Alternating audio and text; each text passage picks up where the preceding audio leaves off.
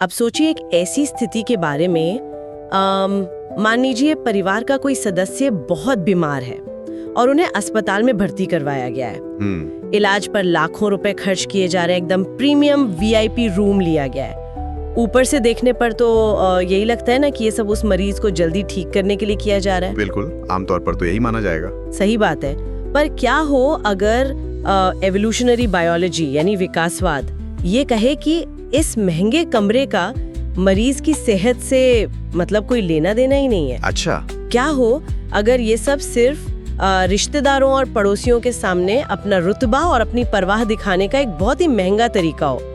तो आज की इस डीप डाइव में हम इसी बारे में बात करेंगे। हम केविन सिमलर और रॉबिन हैंसन की किताब the elephant in the brain के उन विचारों पर चर्चा करने वाले हैं जो शायद हमारी नींद उड़ा दे। सही कहा आपने। हमारा मिशन है इंसानी दिमाग के उन स्वार्थी और छिपे हुए इरादों को समझना जिन्हें हमारा अपना दिमाग खुद हमसे ही छुपाता है। एलिफेंट इन द रूम तो मतलब हम सब जानते ही हैं, वो परेशानी जिसे सब देख रहे हैं पर कोई बात नहीं करना चाहता। हाँ, और एलिफेंट इन द ब्रेन का मतलब है हमारे दिमाग के भीतर का वो कड़वा सच जिसे हम खुद अपने आप से भी मानना नहीं चाहते हैं। एग्जैक्टली। और इस डीप डाइव की शुरुआत हम बिल्कुल यहीं से करेंगे। इस पूरी कॉन्सेप्ट को ना एक बहुत ही बढ़िया तरीके से समझा जा सकता है। फिल्म मैट्रिक्स का वो मशहूर सीन तो याद ही होगा। ओह हाँ, जहाँ नियो को चुनाव करना होता है। बिल्कुल, जहाँ मुख्य किरदार के सामने 2 गोलियां रखी जाती हैं। एक नीली गोली जो उसको वापस उसी आरामदायक और झूठी दुनिया में ले जाएगी जहाँ सब कुछ अच्छा और प्यारा लगता है। राइट। और दूसरी तरफ है लाल गोली जो उसे दुनिया का बिल्कुल कड़वा सच दिखाएगी। तो आज की ये जो हमारी चर्चा है ये असल में वही लाल गोली निगलने के बारे में है। हम उस सच का सामना करेंगे कि हमारे सबसे नेक, सबसे परोपकारी कामों के पीछे भी अक्सर ताकत, रुतबा और हमारा अपना स्वार्थ छिपा होता है। बाप रे, ये तो बहुत ही गहरी बात है। और पता है, ये कड़वा सच सिर्फ इंसानों तक ही सीमित नहीं है। चलिए इसको थोड़ा खोलकर समझते हैं और जानवरों से शुरू करते हैं। जैसे हमने अक्सर ऑफिस में देखा होगा कि कोई जूनियर एम्प्लॉय अपने बॉस के लिए मतलब बिना मांगे ही कॉफी ले आता है। हाँ, और उनकी हर बात में हाँ में हाँ मिलाता है। सही। तो क्या आपको लगता है कि बंदरों की दुनिया में भी ऐसी कोई ऑफिस पॉलिटिक्स होती है? मतलब बंदरों का एक दूसरे के बालों से कीड़े निकालना, जिसे सोशल ग्रूमिंग कहते हैं, क्या वो वाकई सिर्फ साफ सफाई है? बिल्कुल नहीं। अगर हम डेटा देखें ना तो कुछ प्रजातियों के बंदर अपने दिन का लगभग 17% हिस्सा सिर्फ और सिर्फ इस साफ सफाई में बिता देते हैं। 17%? हाँ, ये तो बहुत ज्यादा वक्त है। वही तो। अब अगर इनका मकसद सिर्फ हाइजीन या कीड़े निकालना ही होता तो वो खुद की सफाई ज्यादा करते, राइट? लेकिन वो दूसरों की सफाई में ये समय लगा रहे हैं। ये कोई स्पा ट्रीटमेंट नहीं चल रहा है जंगल में। तो फिर ये क्या है? ये पूरी तरह से राजनीति है, पॉलिटिक्स और गठबंधन बनाने का खेल है। छोटे और कमजोर बंदर जानबूझकर अल्फा या ताकतवर बंदरों के पास जाते हैं और उनकी सफाई करते हैं। अच्छा, मतलब बंदर असल में लॉबिंग कर रहे हैं वहाँ? एक तरह से हाँ, ये एक तरह का टैक्स चुकाने या रिश्वत देने जैसा ही है। और इसके बदले में उन्हें मिलता क्या है? जब खाना बटेगा तो बड़ा बंदर उन्हें थोड़ा ज्यादा हिस्सा देगा, या फिर शायद जब लड़ाई होगी तो वो उन्हें बचाएगा। बिल्कुल सही। जब किसी दूसरे गुट से लड़ाई होगी तो वो अल्फा बंदर इस छोटे बंदर की रक्षा करेगा। तो वो सफाई में अपना कीमती समय देकर असल में एक पॉलिटिकल अलायंस बना रहा है। ये तो फिर भी समझ में आता है कि कमजोर बंदर अपनी सुरक्षा के लिए ऐसा कर रहा है। लेकिन रेगिस्तान में पाई जाने वाली एक चिड़िया है अरेबियन बैबलर। पता है, इन भूरी चिड़ियों का मामला तो बिल्कुल ही दिमाग घुमा देने वाला है। ये छोटी चिड़ियां झुंड में रहती हैं और मैंने पढ़ा है कि ये एक दूसरे की मदद करने के लिए लिटरली आपस में लड़ पड़ती हैं। हाँ, ये बहुत ही दिलचस्प उदाहरण है। मतलब एक चिड़िया चाहती है कि वो पेड़ की सबसे ऊंची डाल पर बैठकर गार्ड बने ताकि बाकी सब आराम से खाना खा सकें। देखने में तो लगता है कि वाह, मदर टेरेसा वाला निस्वार्थ भाव है, अपनी जान जोखिम में डालकर दूसरों की रक्षा कर रही है। और यहीं पर तो धोखा है। हमें लगता है कि ये परोपकार है, लेकिन जरा उस चिड़िया के नजरिए से सोचिए। जो चिड़िया सबसे ऊंची डाल पर बैठकर गार्ड बनती है, वो असल में बाकी चिड़ियों को एक सिग्नल दे रही है। कैसा सिग्नल? वो कह रही है, देखो मैं कितनी ताकतवर और फिट हूँ कि मैं बाज या किसी शिकारी के सामने अपनी जान जोखिम में डाल सकती हूँ और फिर भी बच सकती हूँ। ये कोई निस्वार्थ सेवा नहीं है, ये अपना रुतबा या प्रेस्टीज दिखाने का एक बहुत ही सॉलिड तरीका है। अच्छा, मतलब वो असल में सिर्फ शो ऑफ कर रही है। लेकिन इस शो ऑफ का फायदा ही क्या है अगर जानी चली जाए तो? फायदा बहुत बड़ा है यहाँ। जो चिड़िया ज्यादा मदद करती है ना, जो गार्ड बनने का सबसे ज्यादा जोखिम उठाती है, उसको समूह में सबसे ऊंचा स्टेटस मिल जाता है। और एवोल्यूशन में ऊंचे स्टेटस का सीधा सा मतलब है उसे मीटिंग के यानी प्रजनन के सबसे ज्यादा मौके मिलेंगे। ओह, अब समझ आया। और साथ ही जब भी खाना कम पड़ेगा किसी मौसम में, तो समूह उसे बाहर नहीं निकालेगा, क्योंकि वो उनके बहुत काम की साबित हो चुकी है। तो अपने त्याग के जरिए वो असल में अपनी सत्ता कायम कर रही है। ये तो बहुत ही अजीब बात है। पर देखिए, जानवर तो ये सब अपनी प्राकृतिक फितरत के तहत खुलेआम कर रहे हैं, उनका ये सर्वाइवल है। लेकिन जब हम इंसानों की दुनिया में आते हैं तो ये मामला इतना धुंधला क्यों हो जाता है? सही सवाल है। हम इंसान भी तो सामाजिक जानवर ही है ना, फिर हमारा दिमाग इन स्वार्थी इरादों को ऐसे सीधे सीधे कबूल क्यों नहीं कर लेता? इस रहस्य को सुलझाने के लिए ना, हमें इंसानी दिमाग के विकास को यानी उसके एवोल्यूशन को थोड़ा समझना होगा। हम अक्सर खुद को एक कहानी सुनाते हैं जिसे सोशल ब्रेन हाइपोथेसिस कहा जाता है। हाँ, वही कि हमारा दिमाग इसलिए इतना बड़ा हुआ ताकि हम एक दूसरे के साथ मिलकर काम कर सकें, राइट? बिल्कुल। जैसे मिलकर शिकार करना, औजार बनाना, आग जलाना। हमें स्कूल में यही तो पढ़ाया गया है कि इंसान अपने कोऑपरेशन की वजह से ही जानवरों से आगे निकला है। देखिए, सहयोग या कोऑपरेशन एक हिस्सा जरूर है, लेकिन ये पूरी कहानी नहीं है। कड़वा सच तो ये है कि हमारा दिमाग दूसरों की मदद करने के लिए नहीं, बल्कि दूसरे इंसानों से मुकाबला करने के लिए इतना विशाल और कॉम्प्लिकेटेड हुआ है। मुकाबला? हाँ, इसे कैलिफोर्निया के रेडवुड पेड़ों के उदाहरण से बहुत अच्छी तरह समझा जा सकता है। ये पेड़ करीब 380 फुट तक ऊंचे होते हैं। 380 फुट? हाँ, तो क्या उन्हें धूप पाने के लिए सच में इतना ऊंचा होने की कोई बायोलॉजिकल जरूरत है? अगर मैं इस बारे में सोचूं तो अगर सारे पेड़ आपस में बस एक समझौता कर लें और तय करें कि सब सिर्फ 10 फुट के ही रहेंगे, तो सबको बराबर और अच्छी धूप मिल जाएगी और उनकी कितनी सारी एनर्जी भी तो बच जाएगी इससे। बिल्कुल बच जाएगी, लेकिन प्रकृति में ऐसा कोई समझौता नहीं होता ना। अगर किसी एक पेड़ ने भी 11 फुट बढ़ने का फैसला कर लिया, तो बाकी सब उसकी छाया में आके मर जाएंगे। बाप रे, तो बहुत रूथलेस है। इसीलिए वो सिर्फ एक दूसरे से ऊंचे होने की अंधी दौड़ में अपनी सारी एनर्जी बर्बाद करते रहते हैं। उनका असली मुकाबला धूप या सूरज से नहीं है, उनका मुकाबला अपने बगल वाले पेड़ से है। और इंसानों के बीच भी स्टेटस और रुतबे की बिल्कुल ऐसी होड़ होती है।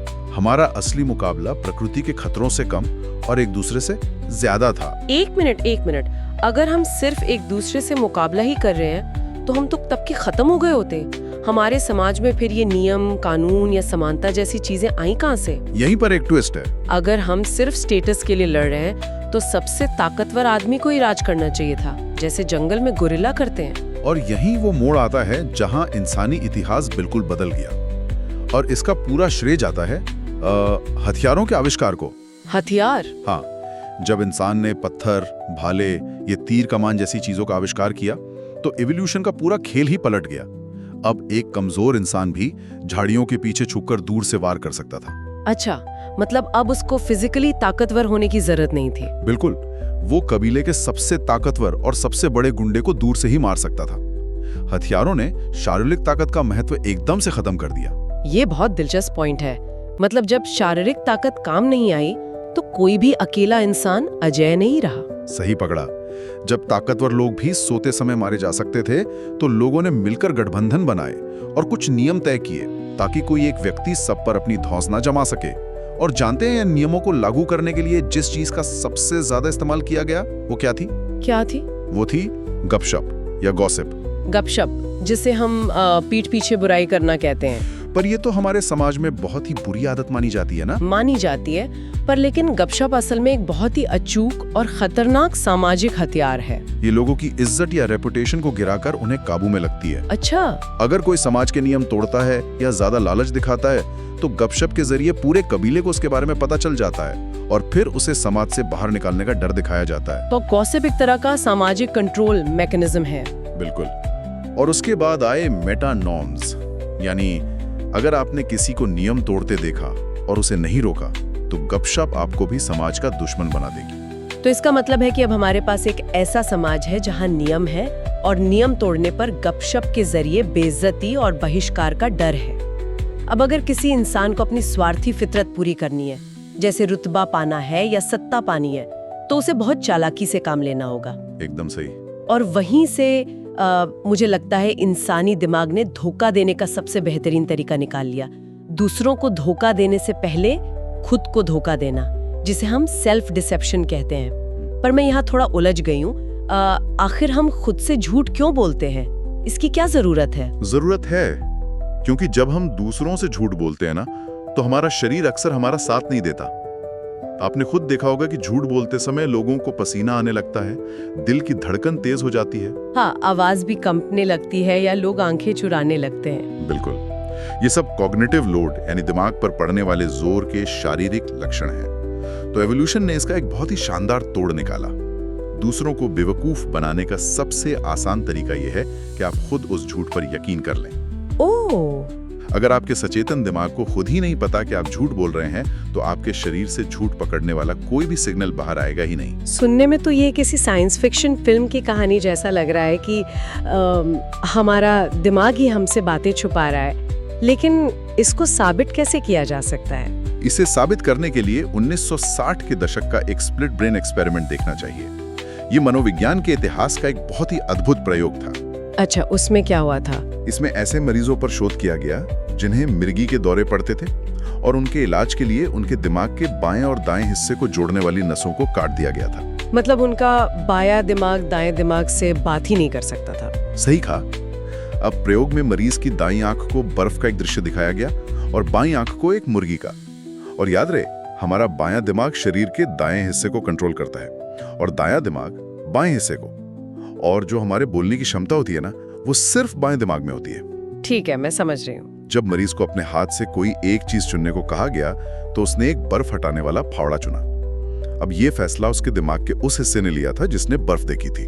यहाँ तक तो लॉजिक बिल्कुल क्लियर है। बर्फ देखी तो बर्फ हटाने वाला फावड़ा चुना। लेकिन असली जादू तब हुआ जब वैज्ञानिकों ने मरीज से पूछा कि उसने फावड़ा क्यों चुना। अब इसका जवाब तो बाएं दिमाग को देना था, जहां भाषा का केंद्र है। पर बाएं दिमाग ने तो बर्फ देखी ही नहीं थी, उसने तो मुर्गी देखी थी। अरे हाँ, तो उसे कैसे पता होगा? वही तो।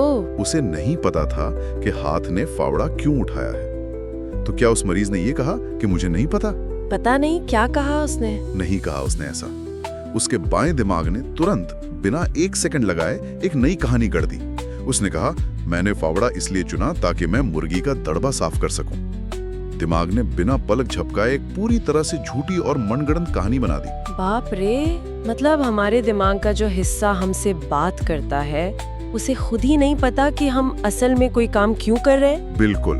वो बस हमारी एक्शंस को सही ठहराने के लिए कहानियां बना रहा है। ये तो ऐसा हो गया जैसे हमारा दिमाग किसी नेता के प्रेस सेक्रेटरी या प्रवक्ता की तरह काम कर रहा हो। ये सबसे सटीक एनालॉजी है।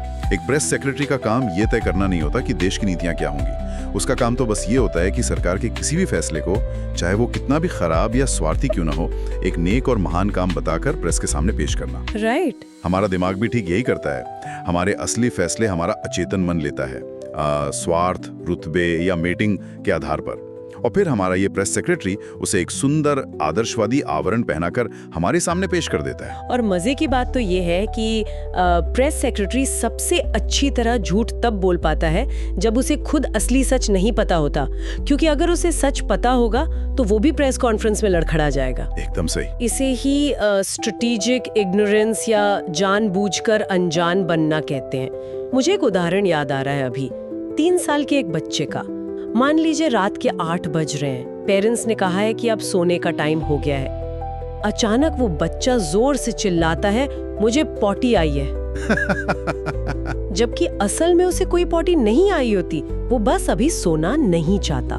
बिल्कुल ठीक पकड़ा आपने। उस बच्चे का दिमाग बहुत अच्छी तरह जानता है कि अगर वो कहेगा मुझे और खेलना है तो उसे डांट पड़ेगी और तुरंत सुला दिया जाएगा।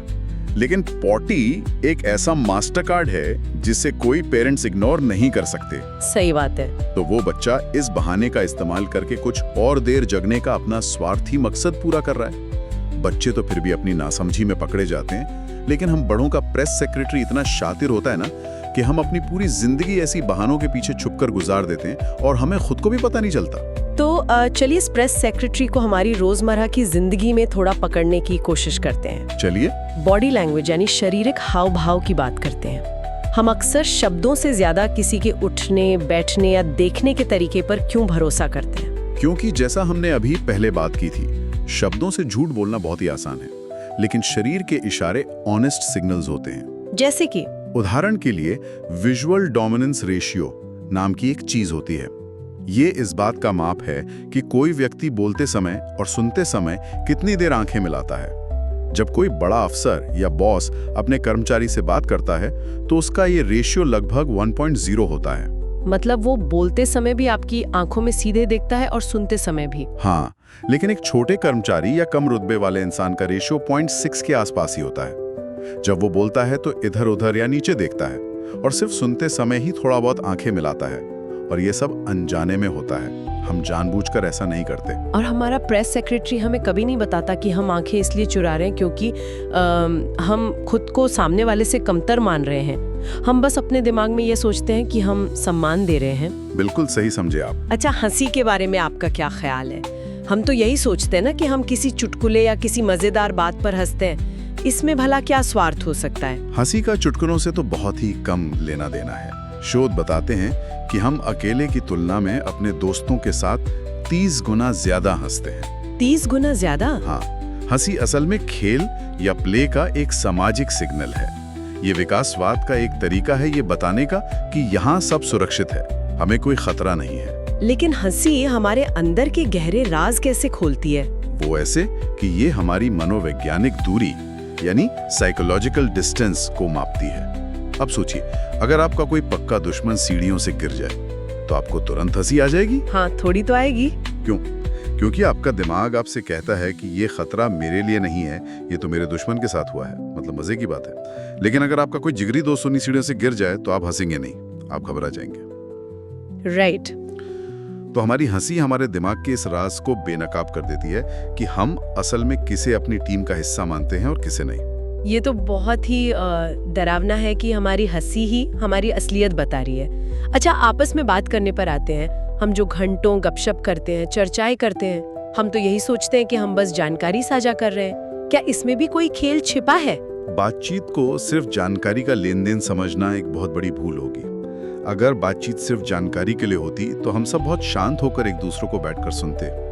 लेकिन असल में बातचीत एक जादुई बैग या मैजिक बैग ऑफ टूल्स दिखाने जैसा है। जादुई बैग? हाँ, जब हम किसी से बात कर रहे होते हैं तो हम असल में अपनी बुद्धिमत्ता, अपनी दुनियादारी और अपने अनुभव का प्रदर्शन कर रहे होते हैं। ओह, अब मुझे समझ आ रहा है कि क्यों लोगों को हमेशा सिर्फ अपनी बात कहने की जल्दी होती है। अक्सर हम सामने वाले की बात सुन ही नहीं रहे होते, हम तो बस अपने बोलने की बारी का इंतजार कर रहे होते हैं। बिल्कुल, क्योंकि चुपचाप सुनने से समझ में हमारा रुतबा थोड़ी बढ़ता है, लेकिन जब हम कोई शानदार बात कहते हैं तो हम अपना स्टेटस बढ़ाते हैं। एकदम सही कहा। हम बस ये साबित करने की अंधी दौड़ में रहते हैं कि हमारे पास सबसे अच्छी जानकारी है, इसलिए हम एक बेहतर दोस्त, बेहतर पार्टनर या एक बेहतरीन लीडर साबित हो सकते हैं।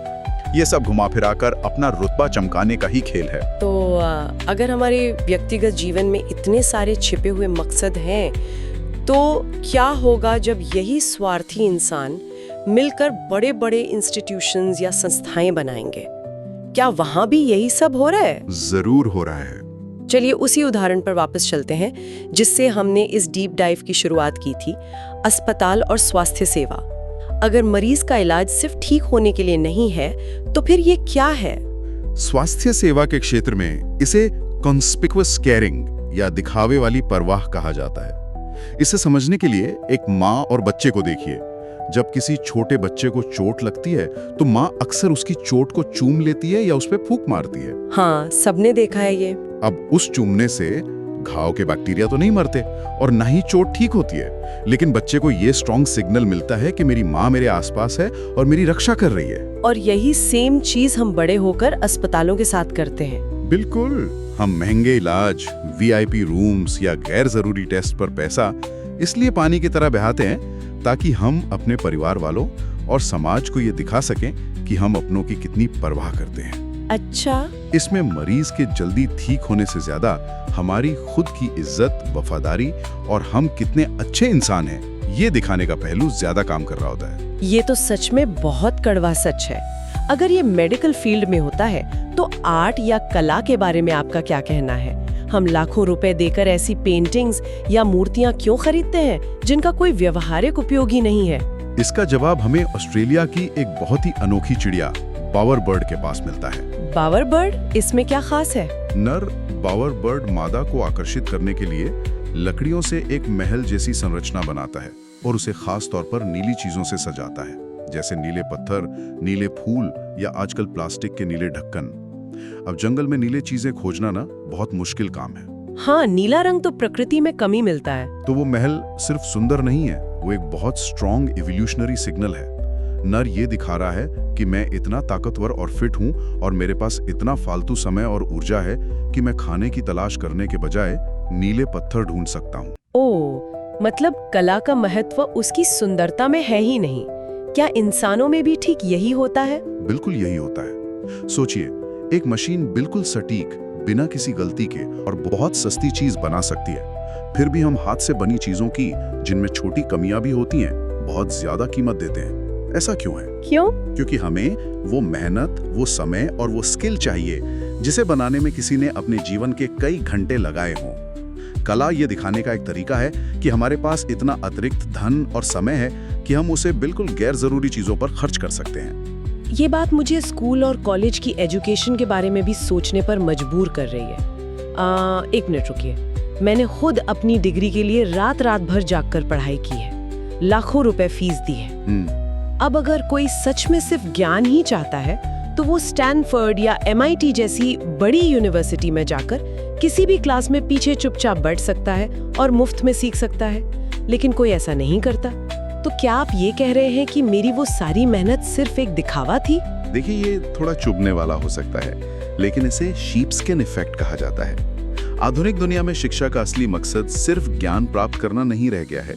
स्कूल और कॉलेज असल में एक छलनी या फिल्टर की तरह काम करते हैं। कैसा फिल्टर? ये बड़े कॉर्पोरेशंस और एम्प्लॉयज को एक सिग्नल देते हैं। जब आपको डिग्री मिलती है तो आप अपने बॉस को ये बता रहे होते हैं कि मैं आज्ञाकारी हूँ, मैं बिना सवाल किए घंटों एक जगह बैठकर उबाऊ काम कर सकती हूँ और मैं डेडलाइंस का पालन कर सकती हूँ। मतलब ये मेरी बुद्धिमत्ता का नहीं, मेरी ओबीडियंस या आज्ञाकारिता का सर्टिफिकेट है।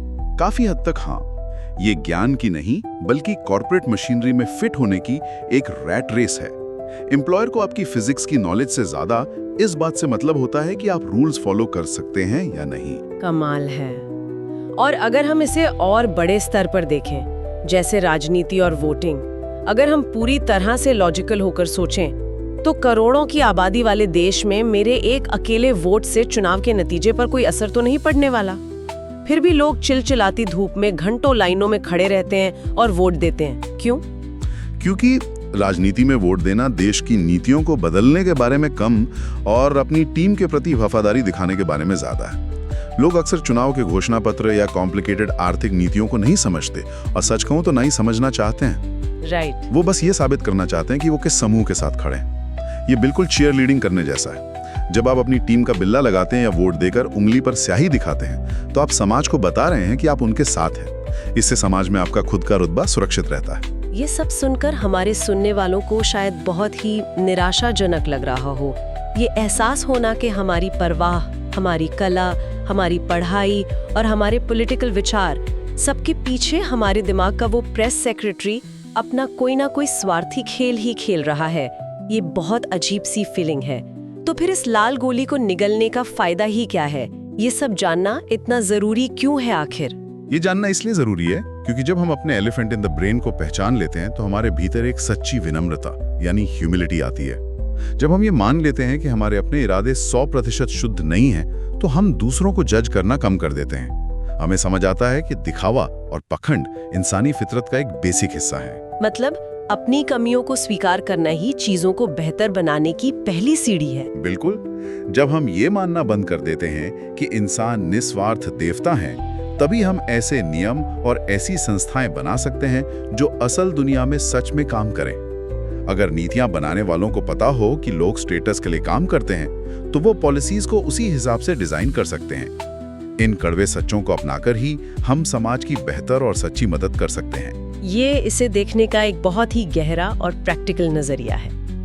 आज की इस चर्चा ने इंसानी फितरत को देखने का हमारा लेंस ही बदल दिया है। लेकिन जाते जाते मैं एक नए और बहुत ही विचारोत्तेजक प्रश्न पर आना चाहती हूँ, जो इन सब चीजों को आज के समय से जोड़ता है। बिल्कुल, बताइए क्या सवाल है। देखिए, हमने देखा कि हमारा अपना दिमाग लाखों सालों से हमारे असली स्वार्थी इरादों को खुद हमसे ही छुपाने का काम कर रहा है। वो हमारा प्रेस सेक्रेटरी बना हुआ है। लेकिन आज तो हम डिजिटल युग में जी रहे हैं, जहां आर्टिफिशियल इंटेलिजेंस और एल्गोरिदम्स हमारे हर क्लिक, हर लाइक, रात में कितनी बजे हम कौन सी वीडियो देखते हैं, सब कुछ ट्रैक कर रहे हैं। हम दुनिया को जो दिखावा करते हैं, AI उस दिखावे के पीछे हमारी असली आदतों का पूरा डेटा जमा कर रहा है। ये एक बहुत ही डरावना लेकिन एकदम सच दृश्य है। तो मेरा सवाल ये है कि क्या भविष्य में ये AI हमारे दिमाग के उस प्रेस सेक्रेटरी से भी ज्यादा बेहतर तरीके से जान जाएगा कि हम असल में क्या चाहते हैं? जब हमारा दिमाग हमें झूठ बोल रहा होगा कि हम कोई काम दूसरों की भलाई के लिए कर रहे हैं, तो क्या हमारा अपना स्मार्टफोन हमारे उन स्वार्थी इरादों का कच्चा चिट्ठा हमारे ही सामने खोल देगा? क्या वो डिजिटल लाल गोली भविष्य में हमारे फोन के रूप में आएगी, जो हमें हमारा ही असली चेहरा दिखा देगी? ये सच में रोंगटे खड़े कर देने वाला विचार है। अगर टेक्नोलॉजी ने हमारे प्रेस सेक्रेटरी को बाईपास कर दिया, तो शायद हमें आगे चलकर खुद से ही छुपने की कोई जगह नहीं मिलेगी। इसी बेचैन करने वाले लेकिन शानदार विचार के साथ हम आज की ये डीप डाइव यहीं समाप्त करते हैं। हमारे साथ इस चर्चा में शामिल होने के लिए आप सभी का शुक्रिया। अगली बार फिर मिलेंगे एक नई और उलझी हुई गुत्थी को सुलझाने के लिए। तब तक अपने अंदर के उस एलिफेंट पर नजर रखिए।